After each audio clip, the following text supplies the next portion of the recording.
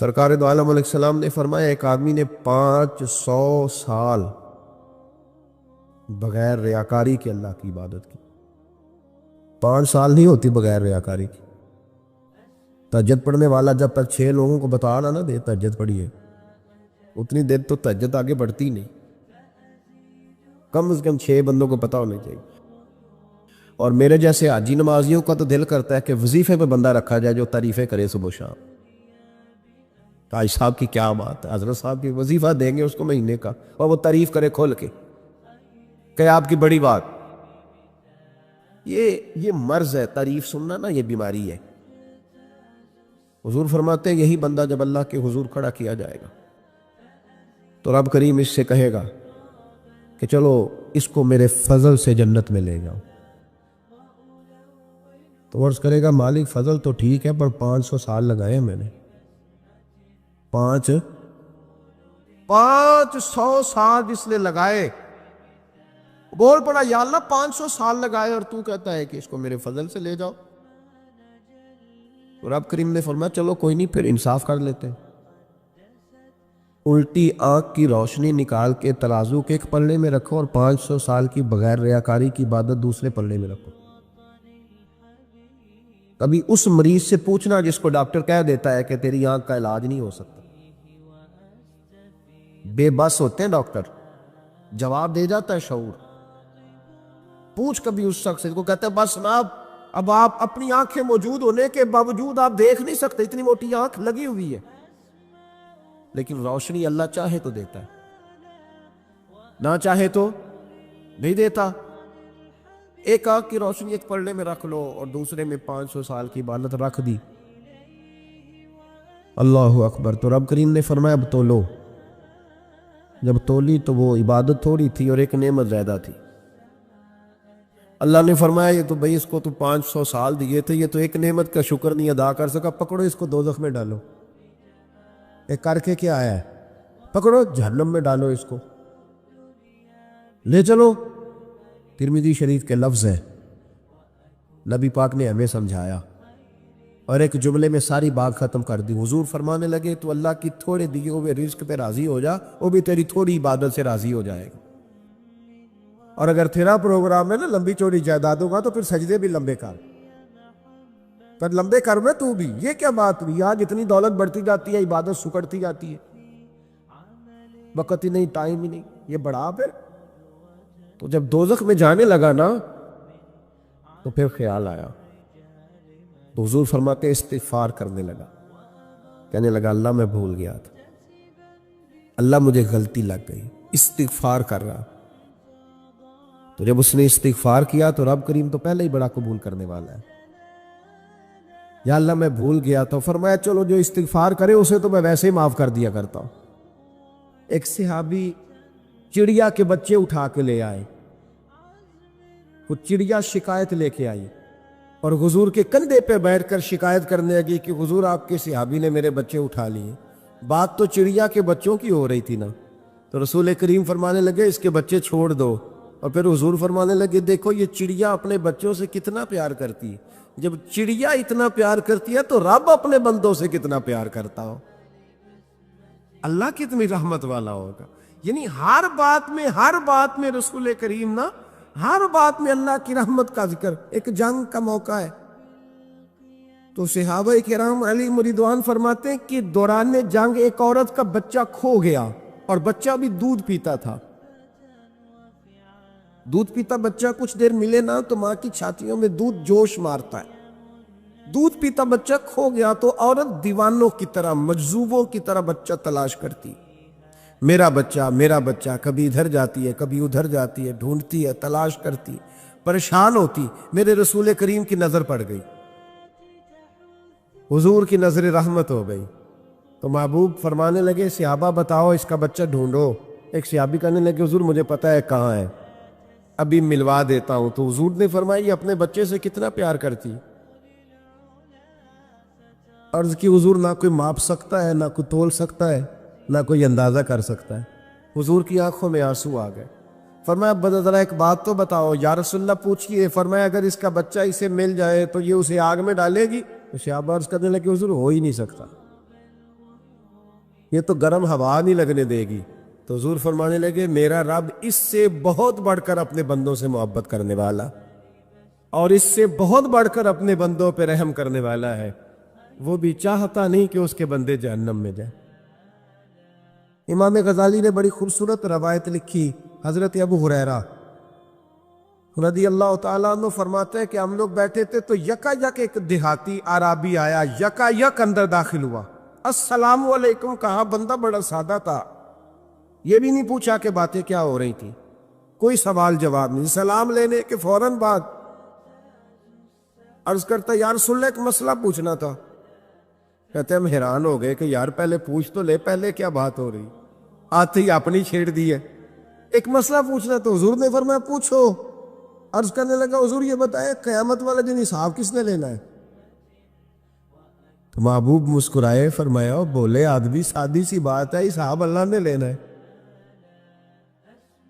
کہتے وہ بات سن کے نا تو چل پڑا, جواب سن کے تو چل پڑا, رکا ہی نہیں. تو حضور نے فرمایا ٹھہر تو جا, پہلے تو آیا ہے, سلام لی ہے, بات بھی کوئی نہیں کرنے دی, دھڑام سے اندر داخل ہوا ہے اور سوال کا جواب لیا اور پھر تو نے تبصرہ ہی نہیں کیا تو نکل گیا ہے. یا رسول اللہ حکم کرے. فرمایا کیا پوچھ رہا تھا؟ حضور پوچھا ہے کہ حساب کون لے گا. تو حضور فرمانے لگے میں نے بتایا اللہ لے گا. تو بولا کیوں نہیں؟ کہنے لگا یا رسول اللہ بس اتنا ہی پتہ کرنا تھا, اگر اللہ نے حساب لینا ہے تو پھر ہم نے باچی جانا ہے انشاءاللہ. تھا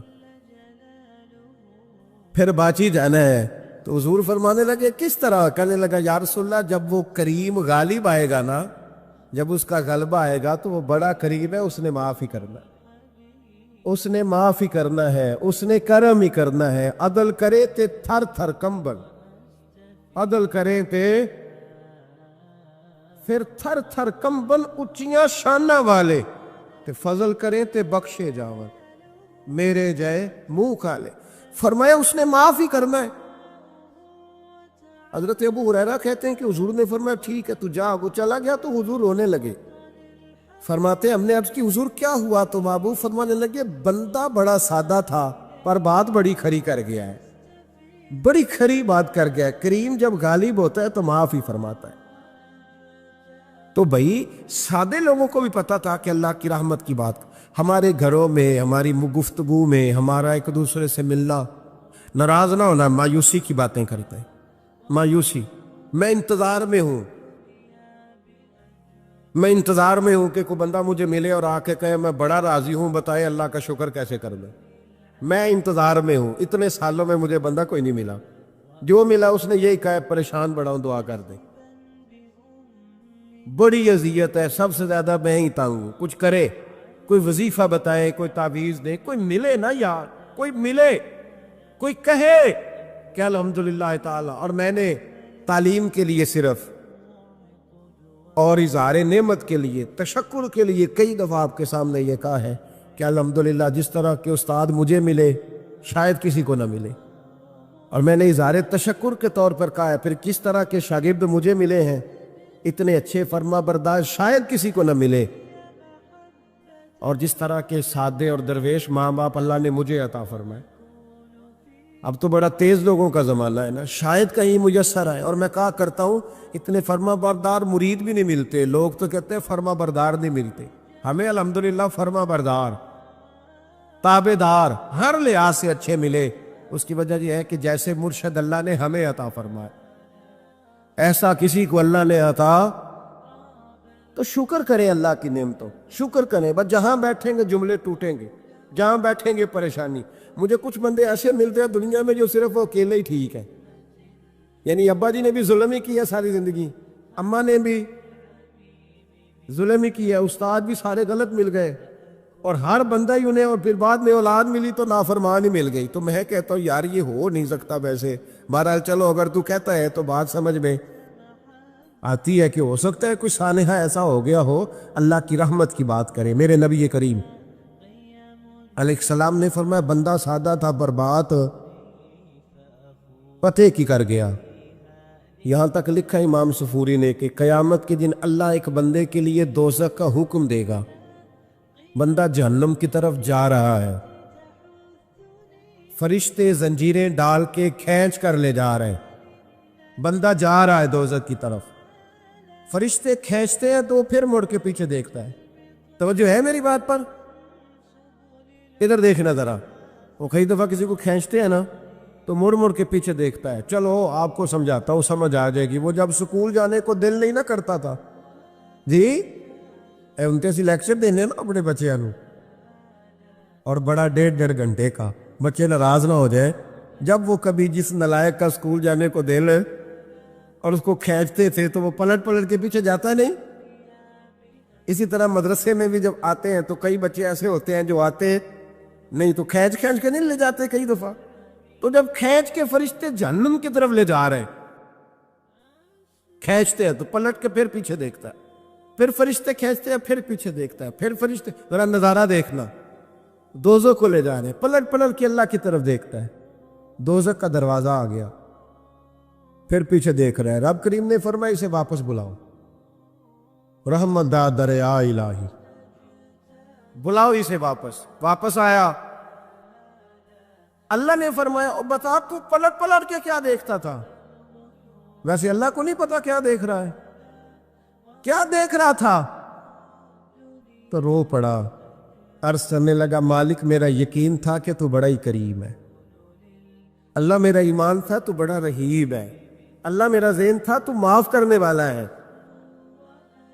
جب فرشتے کھینچتے تھے نا تو شیطان مجھے کہتا تھا اب تو جہنم میں جائے گا, پر میرا یقین کہتا تھا نہیں رب نے معاف کر دینا ہے, اللہ نے معافی دے دینی ہے, بخشا جاؤں گا. پھر شیطان کہتا تھا جب فرشتے کھینچتے تھے, میں کہتا تھا نہیں معافی مل جائے گی. یا اللہ دوزخ کا دروازہ آ گیا پر میری امید نہیں ٹوٹی. اللہ دروازہ جہنم کا آ گیا پر میری امید نہیں ٹوٹی.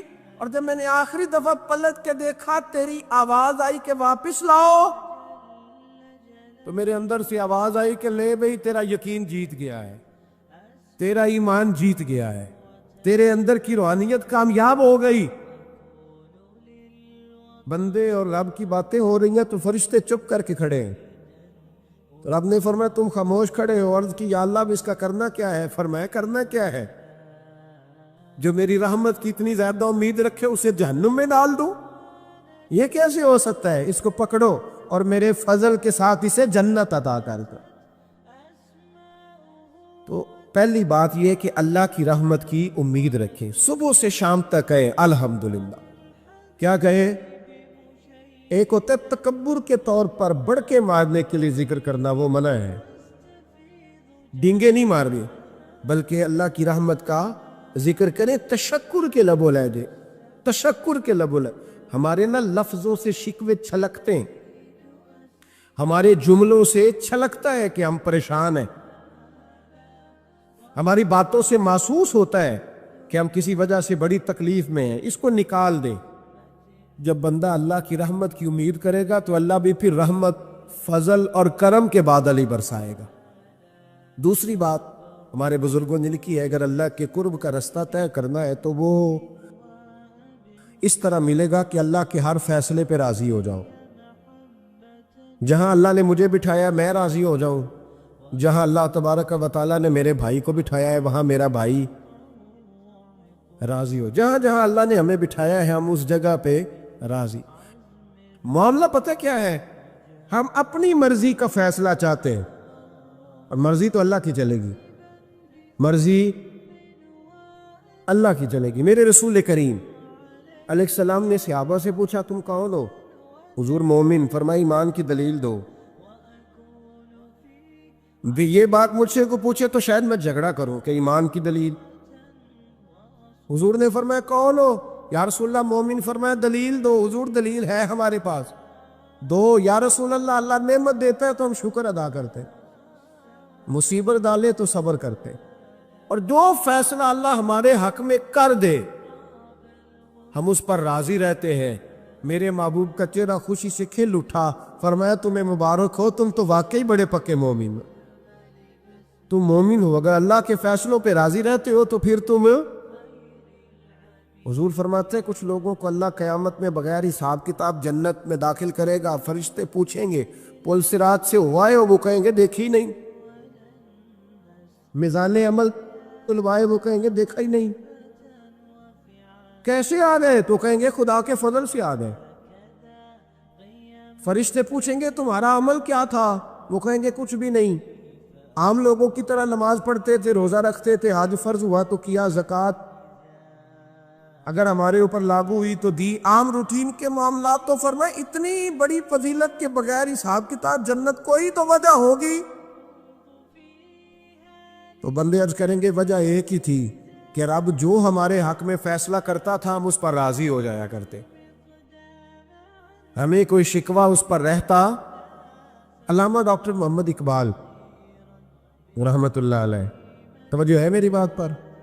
ادھر دیکھنا ذرا میری طرف، اللہ آپ کو خوش رکھے۔ کچھ لوگ نا جی کہتے ہیں ڈاکٹر اقبال نے داڑھی کیوں نہیں رکھی تھی؟ تو یہ غلطی کی علامہ اقبال نے، رکھنی چاہیے تھی انہیں۔ ناراض ہو گیا آپ لوگ؟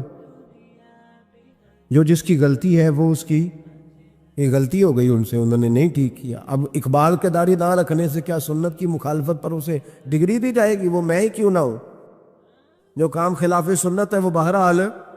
لیکن میرا سوال یہ ہے کہ اقبال نے صرف داڑھی نہیں رکھی، باقی سارے کام اچھے کیے، تو آپ باقی کے تو سارے اچھے کر لینا۔ اقبال نے جو کام کیا، جو دین کا درد دیا، جو پیغام دیا، جو جد و جہد کی، اس کو تو سمجھ لو نا۔ مطلب صرف داڑھی پہ آ کے دلیل پکڑتے ہو۔ علامہ اقبال نے مکان بھی نہیں بنایا اپنا، کتنا بڑا آدمی ہے، کوئی جائیداد ہے اس کی؟ تسی بھی چھڈو مکان سارے۔ اقبال وہ دیکھیں نا، بابے بلے شاہ کی لوگ مثال دے دیں کہ بابا صاحب مجذوب آدمی تھے، تو بابا صاحب کے حصے میں تو کئی مربع زمین آتی تھی، وہ بھی انہوں نے نہیں لی۔ ہمارا ملانگ روٹی کا اس کو پتہ ہے، نوٹوں کا بھی پتہ ہے کہ 5000 والا کون سا ہے، 100 والا کون سا ہے، باقی ٹائم وہ بابا بلے شاہ بن جاتا ہے۔ یہ کون سا سٹائل ہے کہ مرضی کی چیز آئی تو قابو کر لی؟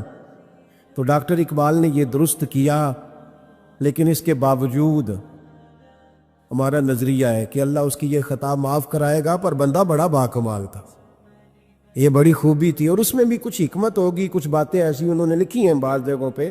لیکن اقبال کی جو معرفت ہے، جو حسن ہے، جو وقار ہے ان کے لب و لہجے میں، اس کا انکار کیا جا سکتا نہیں۔ لیکن اس کو ہم ڈیفینڈ بھی نہیں کرتے، جو کسی میں کوئی کمزوری ہے وہ بہرحال اس کی۔ وہ ایک سوال بڑا اٹھتا تھا، لوگ کہتے تھے کہ آپ روز داڑھی کی بات بھی کرتے ہیں اور علامہ اقبال کی بات بھی کرتے ہیں، تو میں نے آج اس کی وضاحت کر دی۔ حضرت مولا علی شیر خدا رضی اللہ تعالیٰ عنہ ارشاد فرماتے ہیں کہ ایک اعرابی نبی پاک صلی اللہ علیہ وسلم کی بارگاہ میں آیا اور اس نے بار بار سوال کیا، بار بار حضور سے سوال کرنے لگا۔ سرکار کی عادت تھی کہ جب آپ کی طبیعت مبارک، مزاج مبارک بڑا ٹھنڈا ہوتا تھا تو آپ سوالوں کے جواب دیتے، اور جب کوئی سوال کا جواب نہ دینا چاہتے تو خاموش ہو جاتے۔ لیکن اس نے بار بار اصرار کیا نا۔ یہ مجموع الزوائد میں حدیث موجود ہے، راوی ہے مولا علی شیر خدا۔ دیکھیں حضور کا نور دینے کا شوق کتنا ہے۔ نبی پاک صلی اللہ تعالیٰ علیہ وسلم سے جب اس اعرابی نے بار بار سوال کیا نا، تو پھر حضور خود فرمانے لگے چل پھر مانگ، تو کیا مانگتا ہے؟ مولا علی فرماتے ہمیں بڑا رشک آیا، ہمیں بڑا ناز آیا، ہم نے کہا کیا بات ہے؟ حضور نے فرمایا مانگ، کیا مانگتا ہے؟ اب یہ نبی پاک سے جنت مانگے گا، اور دنیا میں بیٹھے بیٹھے اپنے لیے جنت کی ٹکٹ بک کرا لے گا، اپنے لیے یہ جنت کے اندر بہترین محل اپنے لیے الاٹ کرا لے گا۔ لیکن بڑا ہی بولا تھا۔ میں کیا کروں، آج بھی اس طرح کے بھولے بے شمار ہیں، عقیدت سے جاتے ہیں، کامل شیخ کے پاس جاتے ہیں، مانگتے کیا ہیں جا کے؟ دنیا کی دولت، یعنی کاروبار نہیں چلتا۔ یہ تو بات کسی سیٹ سے بھی کر لیتے تو اچھے کاروبار کا مشورہ دے دیتے۔ تم کسی درویش کے پاس گئے تھے تو اس سے مصطفیٰ کی نظر کرم مانگنی تھی، اس سے اللہ کی رحمت کا سوال کرنا، اس سے کہنا تھا کہ ایک خیر کی نظر ڈالی، انظرنا، یہ کہنا چاہیے تھا۔ یہاں کیا انداز ہے، عام دام برسرے مطلب۔ مولا علی شیر خدا فرماتے ہیں ہمارا خیال تھا جنت مانگے گا، پر بڑا بھولا آدمی تھا۔ کہنے لگا یا رسول اللہ صلی اللہ علیہ وسلم، میں نے سفر کرنا ہے، مجھے سواری کے لیے ایک اونٹ دے دے۔ تو حضرت علی فرماتے ہیں ہمیں اس نے سوال تو کیا، پر جو ہماری طبیعت تھی اس مطابق اس نے نہیں کیا، یعنی جس طرح کا دروازہ تھا اس طرح کی بھیک نہیں مانگی۔ اس نے اونٹ مانگا، حضور نے فرمایا چل دیا تجھے، گویا حضور نہ اندھیرے دور کرنا چاہ رہے ہیں اس کے۔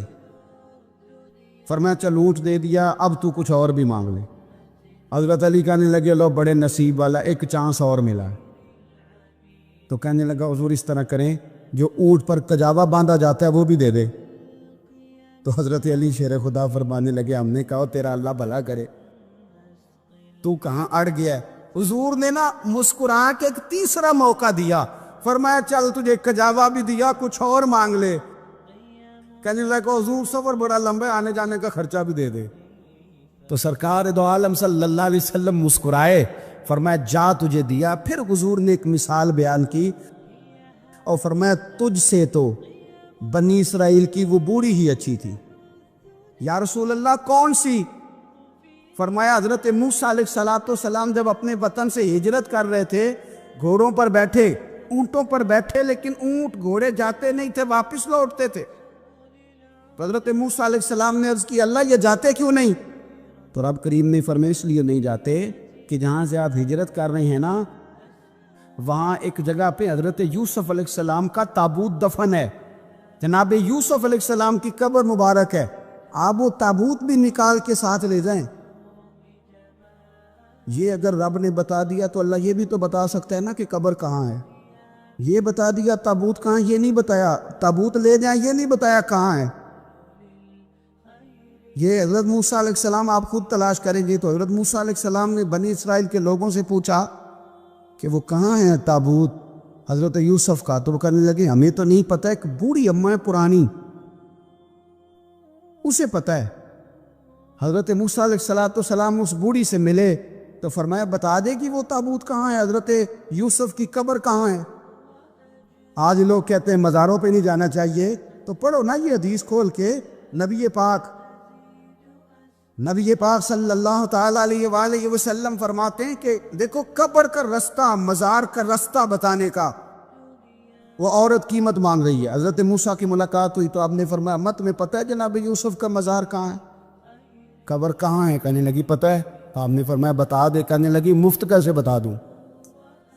ابھی تو لوگوں کو مزاروں میں جانے کی دلیل نہیں مل رہی، اور یہاں وہ بوڑھی کہتی اور بیان کر رہے ہیں میرے نبی پاک صلی اللہ علیہ وسلم، اور بوڑھی کہنے لگی مفت نہیں بتاؤں گی۔ تو حضرت موسیٰ فرمانے لگے قیمت لے لے۔ کہنے لگی بالکل آپ قیمت دیں گے تو بتاؤں گی۔ فرمایا قیمت کیا ہے؟ کہنے لگی قیمت یہ ہے کہ جنت میں مجھے بھی اس محلے میں مکان چاہیے جس میں حضرت موسیٰ علیہ السلام کا مکان ہو، اس محلے میں مجھے بھی مکان چاہیے، اسی درجے میں آپ کے ساتھ۔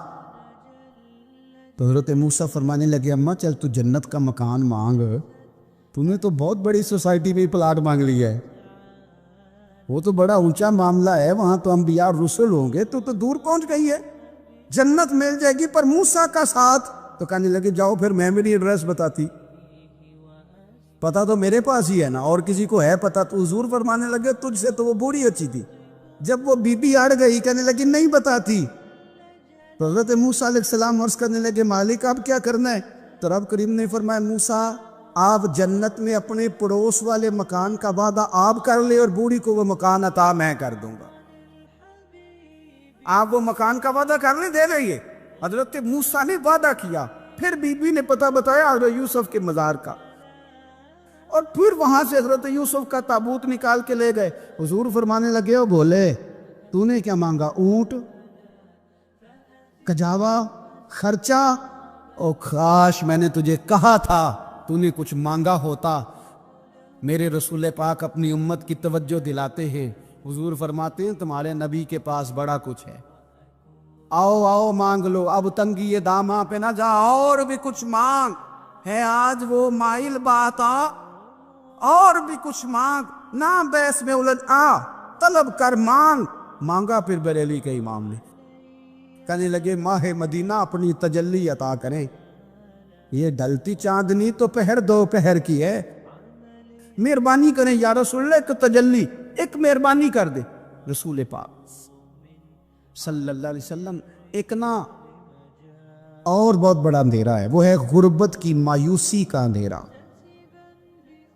میرا دل کرتا ہے کہ میں اپیل کروں حکومت وقت سے کہ بڑا کچھ مناتے ہو، میرے نبی کا میلاد عالمی طور پر مناؤ، اور انہیں بتاؤ کہ رسول پاک صلی اللہ علیہ وسلم نے یہ نہیں فرمایا کہ ہم ہر غریب کو امیر کریں گے، بلکہ میرے نبی نے یہ کہا ہے کہ ہم غریب کو عزت اتنی دے دیں گے، غریب کو عزت اتنی دے دیں گے کہ امیروں کا بھی غریب ہونے کو دل کرے گا۔ یہ اندھیرا حضور نے دور فرمایا ہے، یہ اندھیرا دور کیا ہے۔ تو یہ جو غربت ہے نا، اس کا بھی ایک اندھیرا ہے۔ اور یہ غریب مایوس پیچھے ایک ہوتے ہیں بے تکلف دوست۔ بے تکلف دوستوں کے ساتھ بندہ نا کبھی کبھی شغل بھی کرتا ہے، اور بعض بوڑھوں کے ساتھ بھی بندہ کبھی کبھی شغل کرتا ہے، پیار کرتا ہے ان سے۔ یہ پتہ کیا ہوتا ہے، آپ جب کسی آدمی سے خوش طبعی کرتے ہیں تو آپ اس کو عزت دیتے ہیں، اور اگر بڑا آدمی کسی سے خوش طبعی کرے، یعنی ایک یہ ہے کہ بزرگوں کے ساتھ خوش طبعی ہماری، اور ایک بہت معزز آدمی، یعنی بہت بڑے عہدے پہ فائز، اور وہ کبھی آیا دورے پہ اپنے ملک میں، وزیر اعظم، chief of army staff, chief justice, وہ بہت بڑا، اور اس کا ایک چھابڑی فروش دوست کھڑا ہے گلی میں، کپڑے اس کے مٹی سے بھرے ہوئے ہیں۔ اب وہ آیا، گلی سے گزرا، اور اس نے اپنے اس دوست کو جس نے امرود کی، سیب کی ریڑھی لگائی ہے، اس نے جا کے اس کو جناب زور سے بغل گیر ہوا، جھپڑ ڈالا۔ اب مجھے بتائیں کہ آرمی چیف نے تو گاؤں آنا ہی تھا، وزیر اعظم نے تو آنا ہی تھا، صدر نے تو آنا ہی تھا، لیکن جس کو اس نے سینے لگایا وہ بندہ بھلا کہاں پہنچ گیا ہے؟ اکٹھے کھیلتے رہے۔ اب میں جو حدیث مسند امام احمد بن حنبل سے پڑھنے لگا ہوں، اس حدیث کو اب آپ سنیں۔ اب آپ دیکھیں کہ ذائقہ کتنا تگڑا آتا ہے۔ مسند امام احمد بن حنبل میں حضرت انس بن مالک کہتے ہیں، ایک ظاہر نام کے صحابی تھے، غریب آدمی تھا، تھوڑی سی ترکاریاں، تھوڑے سے پھل، تھوڑی سی سبزی گاؤں سے سر پہ رکھ کے لاتا۔ چھابڑی فروش کہتے ہیں آپ، ریڑھی والا، وہ غریب آدمی گاؤں سے سبزیاں لاتا اور لا کے نہ مدینے والے محبوب کو تازی سوغاتیں گاؤں کی دیتا، اور حضور اسے شہر کی چیزیں دیتے۔ اور حضور پتہ کیا فرماتے؟ یعنی یہ غریب آدمی کو عزت دینے کا رنگ ہے۔ نبی پاک فرماتے، یہ میرا دیہاتی ہے، میں اس کا شہری ہوں۔ حضور صحابہ کے بیچ بیٹھ کے کہتے، یہ سجن ہے میرا، یہ میرا پنڈو ہے، میں اس کا شہری ہوں۔ حضور اس سے باتیں کرتے، صحابہ کہتے ہیں وہ بھی اس طرح کے سوال جواب کرتا کہ حضور ہنس پڑتے۔ ہم نہ کبھی حضور پریشان ہوتے تو انتظار کرتے کہ آج وہ دیہاتی آ جائے نا، ظاہر نام تھا اس کا۔ اب یہ مسند امام احمد بن حنبل میں موجود ہے کہ وہ نہ چونکہ گاؤں سے اپنی چیزیں بیچتا تھا، لا کے سر پہ رکھ کے لاتا تھا، چھابڑی والا تھا، ریڑھی والا تھا۔ نبی پاک صلی اللہ تعالیٰ علیہ وسلم نا ایک دن مدینے کے بازار سے گزر رہے تھے، تو وہ دکان پہ کھڑا ہے، اپنی چیزیں بیچ رہا ہے، شہر کی خرید رہا ہے۔ یہ کام آج پیر صاحب نہیں کرتے، مولوی صاحب نہیں کرتے، یہ کام ایس ایچ او بھی کوئی ہو جائے تو وہ بھی نہیں کرتا، اس لیے کہ پھول لگے ہوئے۔ سنو میرے یارو، یہ رنگ ہے غریبی کے اندھیروں سے نکالنے والا، یہ رنگ ہے فقیر کو، غلام کو عزت دینے والا۔ وہ اپنے دھیان خریداری کر رہا ہے۔ صحابہ کہتے ہیں نبی پاک نے اسے دیکھ لیا بازار میں سے، تو حضور نہ ہلکے ہلکے قدم اٹھانے لگے۔ یار بھی یار کے لیے اٹھاتا، چھپتا چھپاتا پہنچتا ہے۔ کوئی یار میں نہیں بات کر رہا چیف آف آرمی سٹاف کی، میں نہیں بات کر رہا وزیر اعظم اور صدر کی، میں ملک کے صدر کی بات نہیں کر رہا، میں رسولوں کے امام کی بات کر رہا ہوں، میں رب کے نائب مطلق کی بات کر رہا ہوں، وہ فرشتے جن کا جلوہ دیکھنے کے لیے ترسیں اور اللہ کی بارگاہ میں عرض کریں کہ تیرا محبوب آ رہا ہے معراج پہ، تو 2 منٹ ملیں گے زیارت کے لیے؟ نبی صفے باندھ کے مسجد اقصی میں انتظار کریں۔ اور غریبوں، تمہیں جو روشنی مدینے والے رسول نے دی، تمہیں کوئی لیڈر نہیں دے سکتا۔ چپ کے حضور گئے، وہ ترکاریاں بیچ رہا ہے، چھابڑی والا، ریڑھی والا ہے، ریڑھی والا، ریلی والا، اور میرے بھائی کمال کر دیتے ہیں، وہاں پہنچا دیتے، اٹی والی یہ تیری خیر ہو گئے۔ او بھائی کیا انداز ہے! میرے رسول پاک نے نا پیچھے سے جا کے نا تو اس کی آنکھوں پہ ہاتھ رکھ دیا۔ یہ کام یار کرتے ہیں یاروں کے ساتھ، یہ سجل کرتے۔ اور میں یہ سمجھا ہوں کہ حضور نا تنہائی میں بڑا پیار کرتے تھے، جب وہ گھر میں حاضر ہوتا تھا، مسجد میں حاضر ہوتا تھا تو پیار کرتے تھے، آج سونے نے سوچا کہ میں اس یاری کا بازار میں اعلان کروں. آج لوگوں کو پتہ چلے کہ میری غریب سے دوستیاں تو یہ چھپی ہوئی نہیں، آج چوک میں بازار میں اعلان ہونا چاہیے کہ میرا یہ غریب چھابڑی والا سجن ہے. حضور نے آنکھوں پہ ہاتھ رکھا اور ہاتھ رکھ کے فرمایا پہچان بھلا میں کون ہوں؟ نہیں اپنی بولی چ گل کرنے. حضور فرمایا بوجھ ہاں بھلا میں کون ہاں؟ او بوجھ ہاں بھلا میں کون ہاں؟ حضور صلی اللہ علیہ وسلم نے فرمایا بتا. قربان جائیں. حضرت امس کہتے یوں لگتا ہے کہ فرشتے جمع ہو گئے اس وادی میں. اس نے نا اپنی کمر پیچھے کی اور حضور کے علم نشرہ کے سینے سے رگڑنے لگا. کہنے لگا سوڑیا تو جس گلی سے گزرے تو خوشبو نہیں مجھے تیرا ایڈریس بتاتی. حضور خوشبو بتا رہی ہے میرے رسول ہیں. نبی پاک صلی اللہ تعالی علیہ وسلم نے نا ایک اور خوش طبی کی. یار یار سے شغل کر ایک اور خوش طبی کی نبی پاک. رنگ کالا، غربت کا یہ عالم کے اپنے سر پہ رکھ کے سودے بیچتا ہے. قربان جاؤں. نبی پاک صلی اللہ علیہ وسلم خوش طبی نہیں کرتے خوش طبی لوگ ایک دوسرے سے. تو نبی پاک صلی اللہ علیہ وسلم نے بازو پکڑ کے کہا او بھائی میں نے یہ بندہ بیچنا ہے، کوئی خریدے گا؟ نرخ بازار محبت کا انوکھا ہو گیا، خود خریداروں میں شامل آ کے مولا ہو گیا، کوئی خریدے گا؟ حضرت امس کہتے ہیں ان باتوں پہ لوگ ہنس رہے تھے، مسکرا رہے تھے، لیکن پھر اس نے اس خریدنے کے جواب میں جو جملہ کہا تو سارے رو پڑے. نبی پاک نے جب کہا کوئی خریدے گا تو اس نے چہرہ پیچھے کیا، صرف چہرہ، رو کے کہنے لگا سونیا مجھے تو اپنا نام بھی نہیں لکھنا آتا.